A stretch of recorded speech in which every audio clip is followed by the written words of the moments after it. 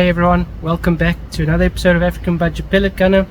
So since I've started with the slingshots, I've really received a lot of questions, guys asking, I want to get one of these, how do I shoot it?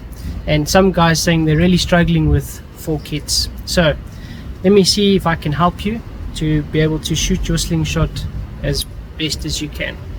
Alright, so first things first, there is more than one grip, and what I'm going to be showing you today is the grip that I use mostly for when I'm shooting gangster style. So gangster style is basically, instead of holding the fork upright like this, we're going to be holding the fork at 90 degrees like this.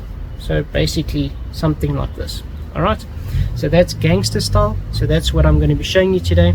And then the technique that I like to use is called the pinch grip, which is basically wrapping it around, and the reason they call it the pinch is you're basically pinching the fork in between your two fingers there, and that gives you pinch grip.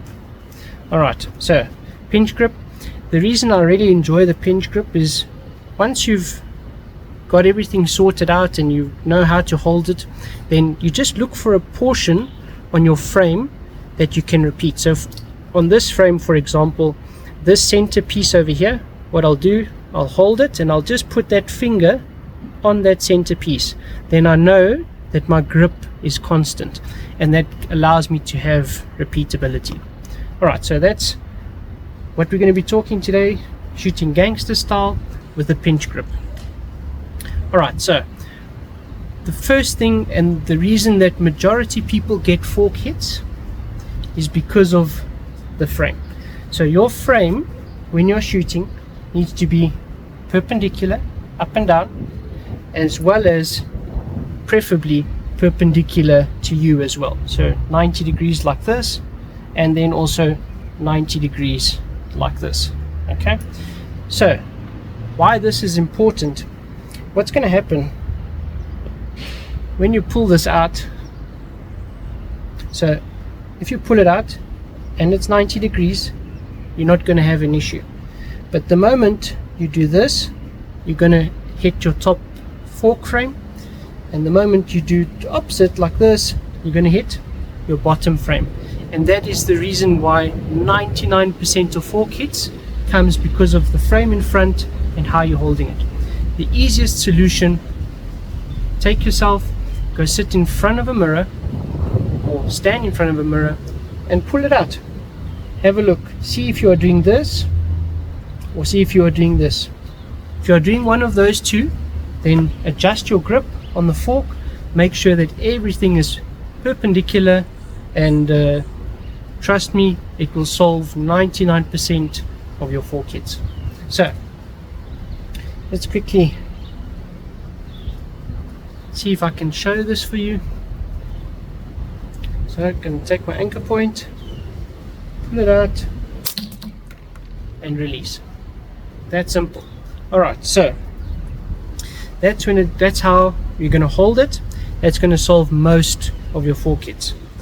The second part that also relates to a lot of accuracy issues, but not always.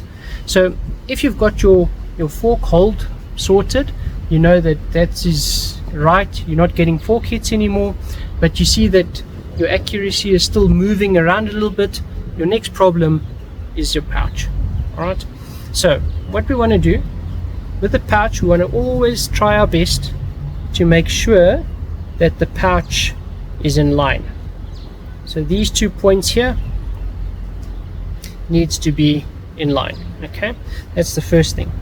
The second thing that most of us try to do, well, most people that shoot slingshots competitively these days will hold it like this, is you try to pinch the ammo.